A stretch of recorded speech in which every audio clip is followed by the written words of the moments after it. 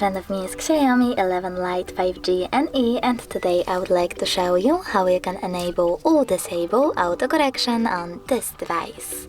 Start by opening Settings. After that, scroll all the way down right away and go into Additional Settings. Then Languages and Input, Manage Keywords and Gword. Over here, click on Text Correction. Now you need to scroll down a bit and click on the switcher next to Autocorrection. As you can see, Automatic Text Correction is now off, but you can always turn it back on by clicking at the same switcher.